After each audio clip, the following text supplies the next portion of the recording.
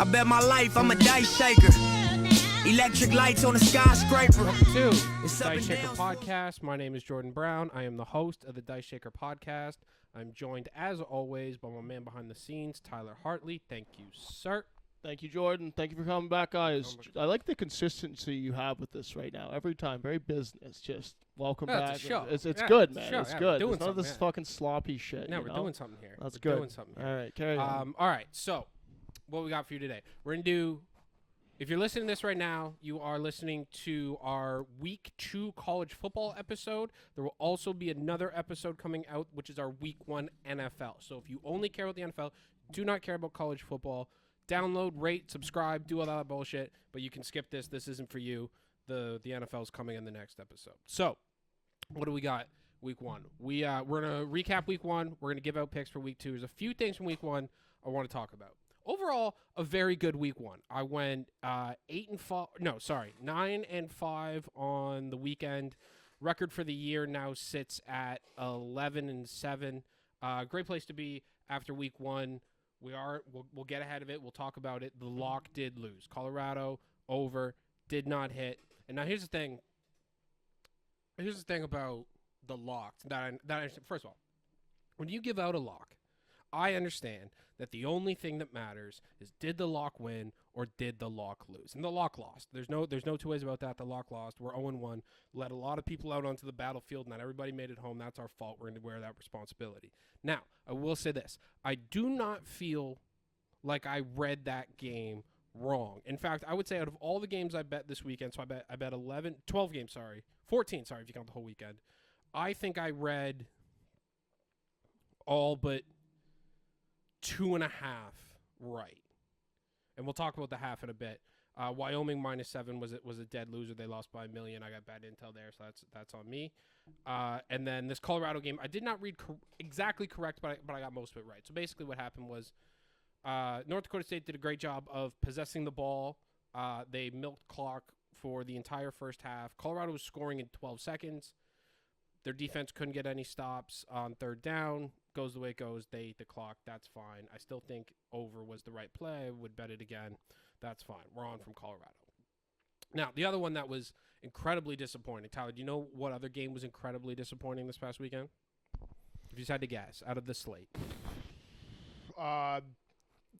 I know exactly what one you're talking What- about. what- Yeah, what I we're know talking exactly. You're talking about the LSU. That is correct. Game. Yeah, Yes, that's correct. yeah, We are going yeah. to talk about the LSU. That broke my USC heart, game. man. Yeah. No, listen, we predicted football cocaine. We predicted over 63.5. I was on over 70.5. I took an alt line right before the game started, over 92.5 plus 1,000. You are That's how- sick. No, well, I really thought we were looking at like 55, 52. Now, we didn't get that for a couple of reasons, and we'll talk about them. First of all, I'll start with USC. Their defense is better. It's not good. It's not good. It's better. They made a few. They were tackling better, which was a big problem last year. And the way they played schematically is they played what people like to call red zone roulette. So what that basically means is they played deep coverage all day long. Cover 4, 2-man under, all kinds of stuff. Give up everything underneath. Let LSU go right down the field. So they had like 1 million passing yards and completed like 85% of their passes, but didn't score. The reason is, as you play that defense, as the field gets shorter and shorter and shorter and shorter, and you keep backing up, eventually the offense has to fit a ball into a tight window when it gets into the red zone, and USC is just betting that they can't do that. And they'll kick more field goals than touchdowns, and the drives will take a long time, right? Where USC didn't want to get into is the football cocaine world of we're just going to have 45-second possessions back and forth all night long. They didn't want to do that. It was smart, disappointing, but smart. They tackled better. They were able to get stops in the red zone, so they held LSU to not that many points. Now, the other reason why that didn't go over is LSU. And before we talk about LSU and we talk about Brian Kelly, because LSU lost, by the way, Brian Kelly, hot seat. Before we talk about LSU and before we talk about Brian Kelly, I think the important thing for everybody to understand about Brian Kelly is Brian Kelly killed a guy in 2010. Nobody talks about it anymore. It happened. Notre Dame, 100-page investigation into it. Police did nothing about it. It was windy as hell at practice, 40-kilometer-an-hour winds. They sent the guy up to film. They said, Coach, it's dangerous. We can't do it. He's going to blow over. He said, I don't care. We're going to win a national championship. We're having practice. Blows over. Dead. Kid dead. Brian Kelly directly responsible. Nobody ever looked into it like they should have. So that's number one. That's the first thing we have to understand is Brian Kelly did kill a guy in 2010. Now, here's what else Brian Kelly did. Brian Kelly called maybe the most pussy-ass offense I've seen in, like, this side of, like shitty Canadian high school games. Just a refusal. And I understand that the USC's back in the defense. They took no shots down deep. They were playing slow as hell. And their defense didn't get any better. Their defense is just as bad. But that game just went so slow that their defense didn't get exposed. Somebody is going to hang 70 points on LSU at some point this year because Brian Kelly recruited nobody in the portal. They fired the coach last year and kept the exact same guys. Guess what? The guys stink. The players stink. All right? They have nothing on. Harold Perkins started as a freshman under the old coach Ed Orgeron, and was like a dominant edge rusher. Brian Kelly gets there. He's been playing linebacker ever since. Stinks. Sucks. Brian Kelly has killed that guy's career the exact same way he killed that guy in 2010. All right? So that we hang that directly on LSU. LSU needs to fire Brian Kelly. LSU is one of the most fun programs in college football. They're all down there. LSU, none of them are about going to school or any of that. They're about let's get as fucked up as possible, and then let's go win the football game. That's what they're about out there. Brian Kelly is not about that at all. That guy sucks. And he ruined that over. He killed the over. He killed that guy in 2010. Those are the two things that you need to take away from that game. That's it. Now, the other game weekend that we need to talk about, a line was drawn in the sand last week. These books were getting out of hand. They were getting ahead of themselves. Ever since the legalized gambling has started, and all you marks out there, all you rubes have just been dying to give these books your money, dying to bet these same game parlays. They think they can do whatever they want now, and they hung a 50.5 on the board last week. They looked me dead in the face and said, "Here's 50.5 points with the Akron Zips. You won't do it." Well, let it be said. Let it be said. Let it be known. Write about it. Put it in the newspaper. Nobody gives me 50.5 points and walks away from it. Akron covers. Cash the bet, line in the sand. We're done with that. We're not letting 50 points go on the fucking board anymore. These books need to get back in line, all right? Need to play an honest game again. It's the problem. Ever since the marks walked in, ever since we started letting the rubes in, then the game just stopped being honest because now the good players don't have to play. They can just kick the good players out. Just, limits are down. Oh, here go. Your money's no good here. We won't have to take it. Why? Because we got Jimmy, John, and Joe walking in off the street with this plus 7,000 same game parlay, and we're building another fucking yacht tomorrow. All right, that 50.5 can't be allowed. It will not be allowed. Let it be known. You can't give me 50.5 and walk away from it. You can't. Tyler, do you have anything to say? College football week 1 recap. Honestly, man, you're really making it sound like you had a terrible week. You had a great week, and a lot of wins. A lot of wins. I like it though. You still have fire in you. A lot of wins. Good, well, right? you can't give me 50.5. That bothered me so much. You can't give me 50.5.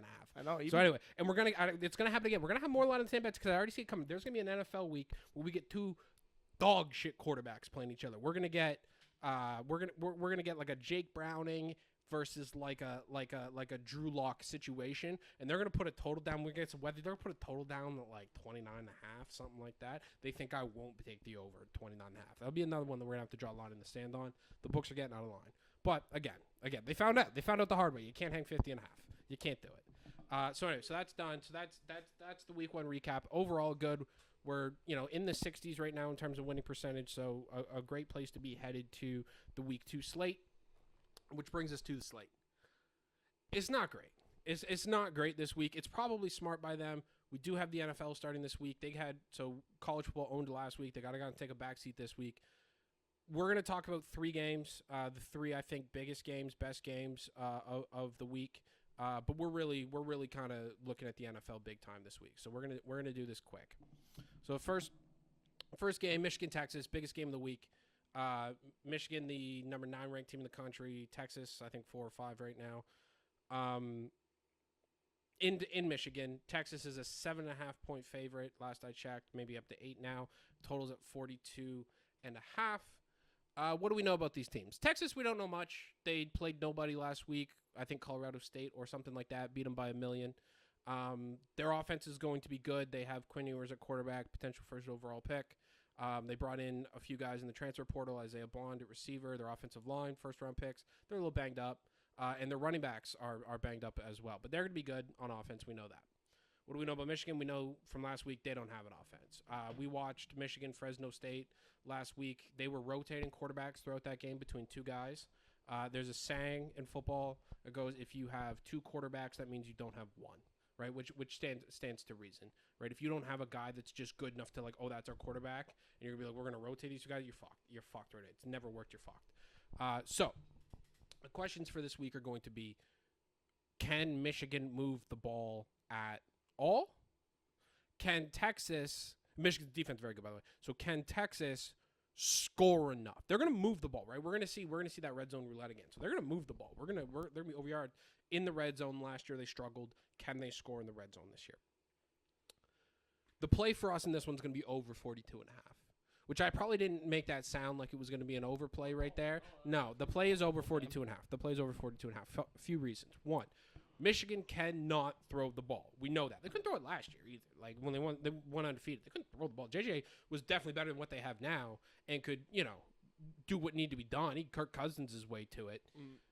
But he wasn't making anything happen for him, and now they've obviously got to step back. The one quarterback they do have, Alex Orji, he can't throw, but he can run. He's like a legitimate run threat. Like, in fact, like that, if he wasn't a legitimate run threat, he'd be like selling insurance. So like that's really what he does. The Michigan offensive line is still very good. So they're still going to be able to protect the quarterback, and they're going to be able to move the ball on the ground, especially since if you had to pick a weakness of Texas right now, it would definitely be their defensive line. They just had 2 defensive tackles drafted high. One went in the first round, the other one went high second round. So they're in the league now. They didn't really replace that. I don't love their linebackers. So I think Michigan's going to be able to run the ball. They're obviously going to play slow in this game to try to stop Texas from having the ball, and then they're going to play slow defensively as well. But I think Michigan will move the ball enough on offense via the run. They will be successful there. Texas will move the ball at will, I think, on Michigan. And when they get into the red zone, they are either, and I do think it's going to be true, they are either going to score or they are going to turn the ball over via interception or going forward and forth. I do not expect them to kick a ton of field goals in this game. It's going to be an incredibly hostile environment, 100,000 people screaming. So I don't see that coming. I think, and the possibility for defensive touchdowns is here as well. It's not a huge number. I don't love anything, honestly, really, in this game. Like definitely not any locks on this game. But 42.5 seems like the best play there. 8 just seems like too much to lay with Texas on the road before we've seen them prove it. And I'll be goddamned if I'm going to fucking take Michigan and the points and watch them play fucking rugby for 3 hours. That's not going to happen. So over 42.5, Michigan, Texas. Moving on. Do you have something to say there? No. Okay. Sorry. Moving on quickly. Tennessee, North Carolina State. I told you this slate sucked this week. Night game, Tennessee, 7.5. It's at North Carolina State. Totals, looks like 61.5. North Carolina State, low-key a hard place to go play. They're kind of crazy there a little bit. It's not like the biggest school, so they're, it's going to be closer to like probably like 40, 50,000 seat, which is like still like, average size like an NFL game. But they go out of their fucking mind there for sure, right? They are, it's a bit of a hornet's nest to go to. Tennessee, their first big test of the year, big expectations on them this year. Their quarterback, Nico Imiavalia, learn that name. He's going to be in the NFL soon. Looked phenomenal last week against Chattanooga, but he could have like a true like kind of Heisman moment here if he can break out in a primetime game and like do something dirty to North Carolina State. So we've got Tennessee laying 7.5 on the road, which is again like that you don't feel great going to North Carolina State with an unproven team, a team that really hasn't done it yet, but there's big hype around Tennessee, so we're trying to get in a little bit early here. Laying 7.5 on the road, North Carolina State. Again, I just think Tennessee's the way more talented team, and their quarterback is truly awesome. So that's where we get 7.5 there. The last one. No, this is where Tyler, I'm going to bring you in here. So we're going to talk Colorado, Nebraska. Colorado again in a primetime slot. They're smart. They're smart about how they do this because like when the games start to matter late in the year, we don't have time for Colorado because they kind of stink, right? But early in the year, when like it's all just like non-conference games and like Alabama and Georgia aren't even they're playing fucking preseason games basically. Colorado gets put in these like big time spots because of all the hype around them. Now, we'll start talking about Nebraska. Now I'm going to go ahead and say you don't know who Nebraska's quarterback is. No. Okay, so the quarterback for Nebraska is a kid named Dylan Raiola, freshman, true freshman. Meaning like was in high school like fucking 4 months ago. Number 1 rated quarterback coming out last year. Was committed to Georgia for a little bit, then was committed to Ohio State for a bit, ends up in Nebraska. So Nebraska as a program is like in the 80s and the 90s, they were like what Georgia is now. They were running things. They were dominant. because of a lot of factors pretty much outside their control, some conference stuff, and also just like not a lot of people just live in that part of the country anymore. People have moved to the south, to Georgia and to Texas and Florida and shit like that, so the recruiting base just dried up. They've basically fallen off the last 20 years. But what's remained is they still have a fan base of, it's the only thing going on in Nebraska. They 110,000 every single game. They got a gang of money. So once they started to be able to pay players, now we're on the come. You know Matt Rule? Do you know Matt Rule? He was the coach of the Panthers for a little while. Yeah. Short little fat dude, wore a smock all the time. Yep. Yeah, he's a coach in Nebraska now. Okay. Really good college coach. He was at Baylor before too and did a good job there. So anyway, so a lot of hype around Nebraska this year. They got the number one quarterback in the country. They just won last week against UTEP. That was the other one I read wrong actually. Sorry, I lost UTEP, but I don't think I read it that wrong. Anyway. I'm going to need you just read Google and I just want to see the live reaction here. Just type in Dylan Raiola, Patrick Mahomes. And just go images, because that's probably going to give you the best results. We're going to wait for it here, Tyler. For those of you who know, you know what's about to happen. For the rest of you at home who don't know, let's go look this up. It's pretty fuck crazy. Got anything there? Oh, I thought it was a joke. Nope. I thought you were fucking with me. Nope. Oh, so this is like is this like a Jason Tatum copying everything that everyone's done? Very similar. There's no personality to this guy. Like just So his personality is he's Patrick Mahomes. Not a terrible person to tell He wears the same number. They wear the same helmet. He looks exactly the same on the field. He wears the same helmet with the same visor. He runs like him. He throws the way he does, like all like the weird arm angle stuff. It's all Patrick Mahomes. He cuts his hair. He wears the the frat boy like wraparound visor sunglasses. Yeah. He wears those all the time. He sounds like him. They train together in the offseason like they're friends.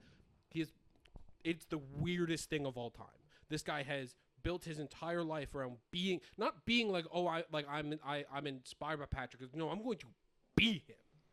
Weird. Strange. Weird. Very strange. Yeah, you know where else they're weird? They're weird at Nebraska. That's where they're weird. All right, you know why? Because it's the middle of nowhere. They're just farmers and corn and shit like that, and it's all they got. And people kind of like to shit on it. It's basically like, you know what I'm saying? It'd be the kind of people where it's like, hey, there's all this economic prosperity going on down here in Georgia and in Texas and in Florida, and the people who are in Nebraska now are the ones that were like, nah, we're good. We're like it here in the fields where there's nobody. It's like, oh, okay, all right. You'd rather be broken alone, huh? That's weird.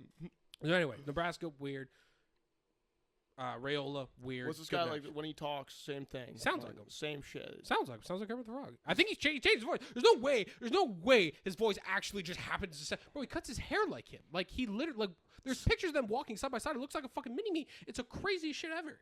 It's wild. But and here's the thing. Here's the unfortunate part about it is like I think he's the goods. Like he's 18 years old, and what I saw last week is like this kid's got it. So that brings us back to the bet. We have Colorado, all offense, all the time. We learned last week the defense is not fixed. Their offense is fantastic, though. Like, there's legitimately, like, they've got, like, Shadur is an NFL quarterback.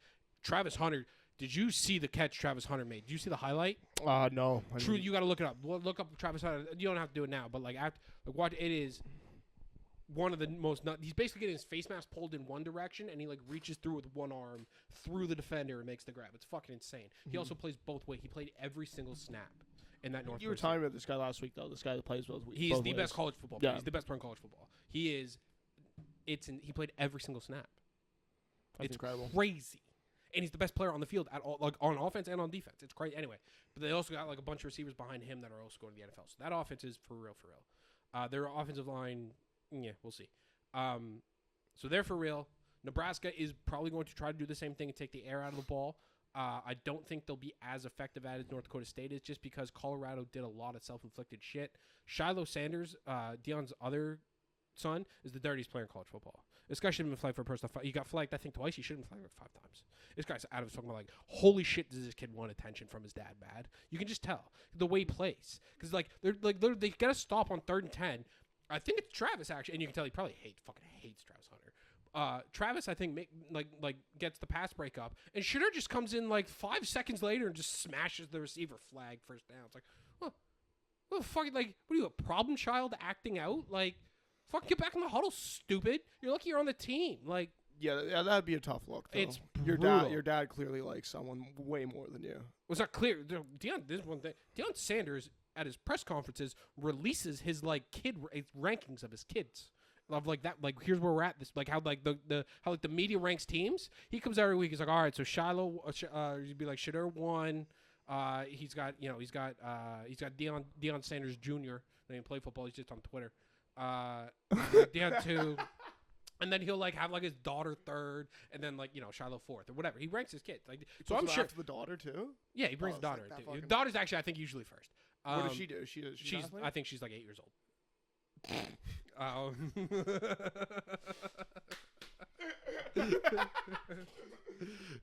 Okay. He just seemed like he was ranking on like athletic ability. Nope. Just how much he likes he's them. actually just like, no, I just like these kids. Yeah, no, just how much he likes them. Yeah, it's kind of sick. But anyway, yeah. So for sure, whatever. Shiloh Sanders is the dirty. It's fine. He's never going to play a professional football game. He will stay in college for as long as he can. He'll be trying to uncover eligibility in 2064. Like I swear to God.